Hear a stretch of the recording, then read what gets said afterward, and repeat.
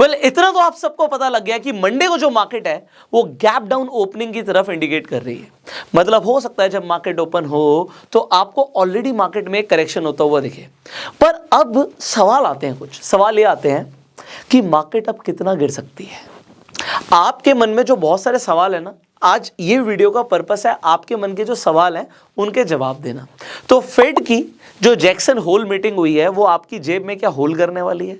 इससे हुआ क्या, मतलब बात क्या हुई? जो पॉवेल की स्पीच थी उसमें ये तो क्लियर हो गया कि अब लोगों को थोड़ा सा पेन का सामना करना पड़ेगा, बट अल्टीमेटली फोकस ये है कि इन्फ्लेशन को नीचे लेकर आया जाए और वो इमीडिएटली नहीं होने वाला।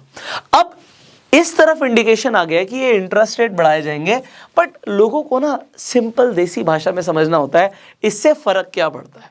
क्योंकि जब आपकी इतनी बड़ी बड़ी मीटिंग्स कॉन्फ्रेंसेस हो जाती हैं उसका कंक्लूजन लोगों को बड़े सिंपल भाषा में सुनना होता है।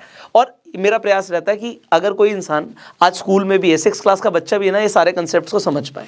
तो देखो होता क्या है, जब इंटरेस्ट रेट बढ़ाने की बात आती है इससे होगा क्या, जो बैंक्स हैं वो भी अपना इंटरेस्ट रेट बढ़ा देंगे। अब अगर एक इंसान को पहले एग्जाम्पल के लिए एफडी में कम पैसा मिलता था, रिटर्न्स कम मिलते थे, तो वो ये पैसा निकाल के कहीं इन्वेस्ट कर देता था। एग्जाम्पल वो स्टॉक मार्केट में पैसा लगा देता था। बट अगर अब एफडी के एग्जाम्पल रेट बढ़ जाते हैं या फिर बॉन्ड मार्केट जहां पर आपको पता है कि रिस्क कम होता है, तो बॉन्ड मार्केट में अगर इंटरेस्ट रेट बढ़ जाएगा तो लोग बाकी की जो इक्विटी मार्केट है उससे पैसा निकाल के ऐसे इंस्ट्रूमेंट्स में डालेंगे जहां पे रिस्क कम है। तो क्योंकि मार्केट से पैसा निकलेगा तो स्टॉक मार्केट के लिए ये अच्छा नहीं है, तो मार्केट नीचे जाती है। इतना सिंपल सा लॉजिक होता है। इसके साथ साथ इंटरेस्ट रेट्स बढ़ने का एक और नेगेटिव इफेक्ट होता है शेयर के प्राइस पर। अगर आप देखें तो ज्यादातर कंपनीज एक्सपैंड करने के लिए डेट लेती हैं। अब अगर इंटरेस्ट रेट बढ़ जाएगा तो कंपनी को जो डेट है महंगा मिलेगा। आपने देखा होगा कंपनीज का एक बहुत बड़ा एक्सपेंडिचर होता है जब उन्हें डेट का रीपेमेंट करना पड़ता है in the form of interest. तो इंटरेस्ट कंपनी के लिए एक बहुत बड़ा खर्चा है जिससे कंपनी का मार्जिन इफेक्ट होता है।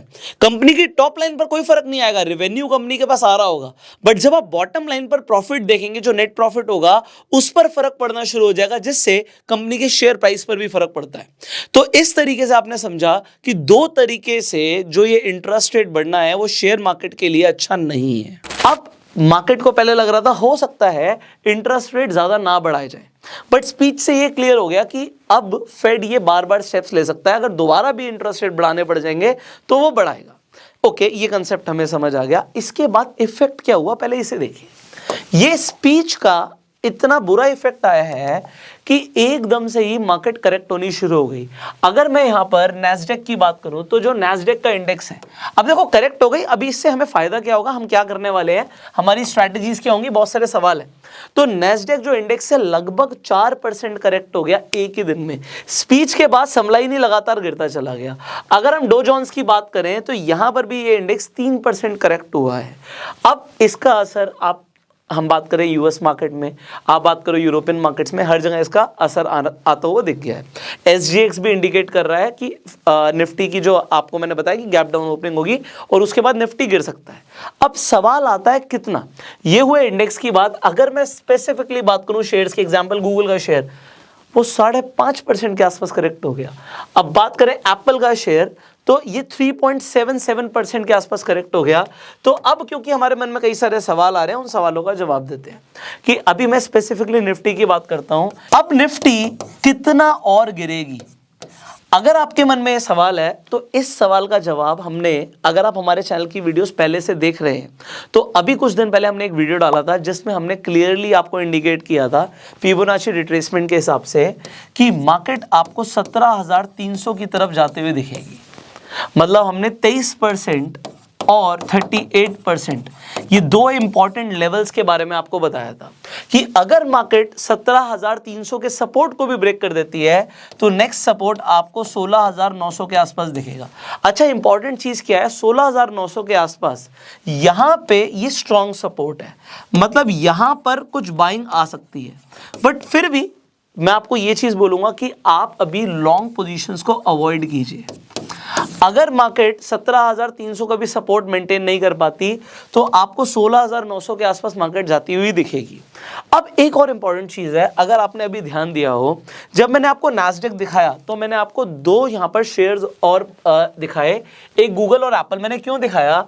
अगर आप यहाँ पर देखें तो नैस्डैक एक ही दिन में 4% करेक्ट हो गया, 4% करेक्शन दिखा और अभी मार्केट क्लोज हो गई। ऐसा मुझे लगता है कि अभी आने वाले दिनों में नैस्डैक और भी ज़्यादा करेक्ट कर सकता है।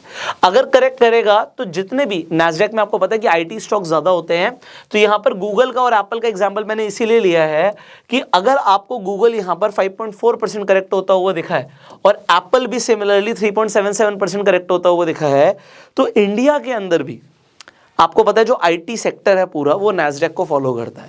नैस्डैक गिर रहा है, आईटी सेक्टर और तेजी से गिर सकता है। मतलब निफ्टी के कंपैरिजन में जो आईटी स्टॉक्स हैं उसमें और बड़ी गिरावट दिख सकती है। तो अब आपको क्या करना चाहिए यार? मतलब अब जो होगा मंडे को तो हो ही जाएगा, बट ऐसा नहीं है। बात यह है कि अगर आपको लगातार करेक्शन दिख रही है तो बहुत टाइम से हो सकता है बहुत सारे लोग इस चीज़ का प्लान कर रहे थे कि हमें मार्केट में बाइंग करनी है। आप डेफिनेटली बाय कर सकते हो, बट उससे पहले आपको कुछ चीज़ें जानने की ज़रूरत है। एक चीज़ जिसे हम बोलते हैं वैल्यू इन्वेस्टिंग। आप वॉरेन बफे ले लो, राधा किशन दमानी ले लो, जितने भी सक्सेसफुल लोग हैं वो वैल्यू इन्वेस्टिंग की बात ज़रूर करेंगे। और वैल्यू इन्वेस्टिंग आपको भी समझना है। वैल्यू इन्वेस्टिंग का मतलब क्या होता है? आप शेयर्स को तब खरीदो जब शेयर्स आपको उनकी इंट्रिंसिक वैल्यू से कम में मिल रहे हैं।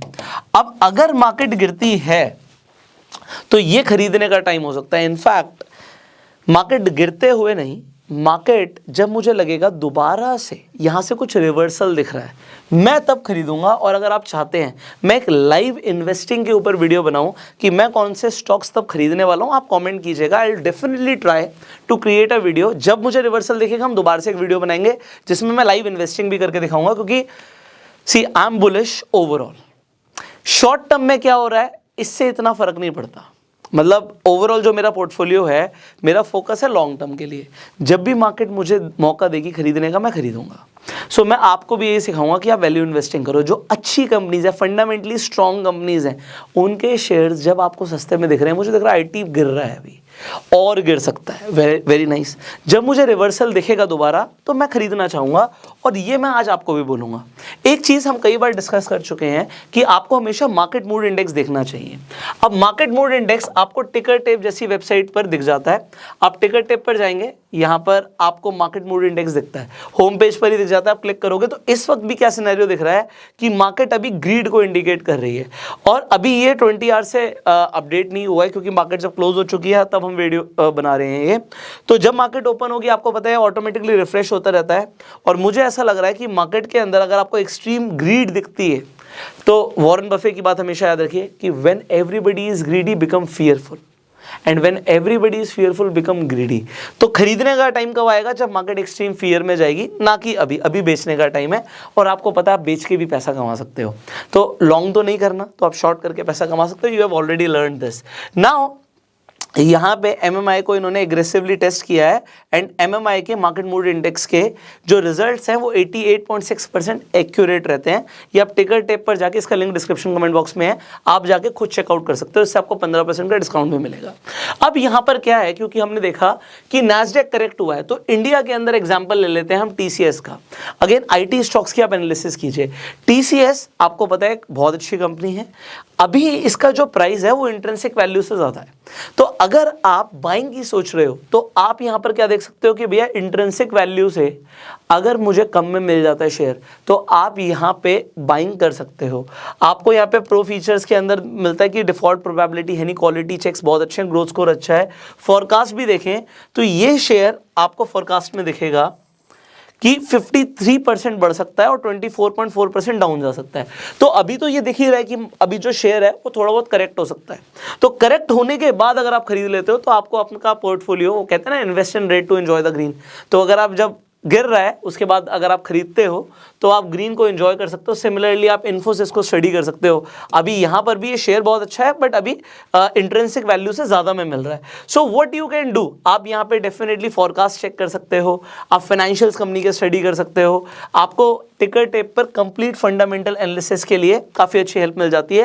यहाँ पे 80% एनालिस्ट सजेस्ट भी कर रहे हैं इस स्टॉक के अंदर बाइंग को, और यहाँ पर भी आपको 62% का अपसाइड दिख सकता है अगले 1 साल के अंदर। सिमिलरली हम HCL टेक्नोलॉजी की बात करें, ये भी इंट्रिंसिक वैल्यू से कम में मिल रहा है, एंड हमें पता है कि करेक्शन और आ सकती है, तो आपको और कम पे ये शेयर मिल सकता है इस वक्त, इफ़ यू कंसीडर बाइंग, अगर आप IT स्टॉक्स में इंटरेस्टेड हो। बट अभी IT स्टॉक्स एकदम से खरीदने नहीं, आपको क्या करना है, आपको ट्रैक करना है कि मार्केट क्या चल रहा है। जब रिवर्सल की तरफ नैस्डैक इंडिकेट करेगा तो ये शेयर्स भागने शुरू कर सकते हैं। तो आप चाहें तो स्विंग ट्रेडिंग के अंदर पोजीशंस बना सकते हैं उस टाइम पे, या फिर वैल्यू इन्वेस्टिंग करो तो बेस्ट ही है। लॉन्ग टर्म होराइजन के बारे में सोचो तो आपके लिए अच्छा रहता है। अब अगर आपका ऑलरेडी पोर्टफोलियो बना हुआ है, सवाल ये आता है लोगों का मन में, बहुत सारे सवाल आते हैं, हम म्यूचुअल फंड्स में इन्वेस्ट कर रहे हैं, SIP कर रहे हैं, कुछ लोगों ने SIP कर रखी होगी ऐसे म्यूचुअल फंड्स में जो ऑलरेडी IT के अंदर इन्वेस्टमेंट ज़्यादा करते होंगे। तो सवाल आएगा कि इस टाइम पे हम क्या करें। कुछ मत करो, पेशेंट रहो। क्यों? क्योंकि आपको रुपी कॉस्ट एवरेजिंग तो मिल ही रही है। अगर हम रुपी कॉस्ट एवरेजिंग को समझे कि भैया कभी ना कभी आपको दिख रहा है मार्केट ऊपर जाएगी नीचे आएगी, ऊपर जाएगी नीचे आएगी, बट ओवरऑल तो मार्केट ने ऊपर जाना है, आपकी एवरेज बन रही है। Never try to time the market. आप टाइम करने की कोशिश मत करो, बस चलने दो। अगर आप लॉन्ग टर्म इन्वेस्टर हो तो आपको फायदा होगा ही होगा, उसके लिए थोड़ा सा पेशेंट रहना है, एंड दैट इज इट। अब मंडे को मार्केट हमें पता है कि यार गैप डाउन खुलेगी, पता है। उसके बाद क्या करना है, उसके बाद थोड़ा सा वेट करना है कि जो नेक्स्ट सपोर्ट लेवल है वो 17,300 इसे ब्रेक करती है नहीं करती। अगर आप ट्रेडिंग में इंटरेस्टेड हैं, आप ऑप्शंस में इंटरेस्टेड हैं, तो उसके बाद आप शॉर्ट करके चल सकते हैं, आप शॉर्ट पोजीशंस ले सकते हैं। नेक्स्ट टारगेट आपको पता है, और इसके बाद अगर 16,900 को भी सपोर्ट तोड़ देती है तो हम नई वीडियो बनाएंगे, फिर देखेंगे मार्केट में उस टाइम पे क्या चल रहा है, और will try to guide you.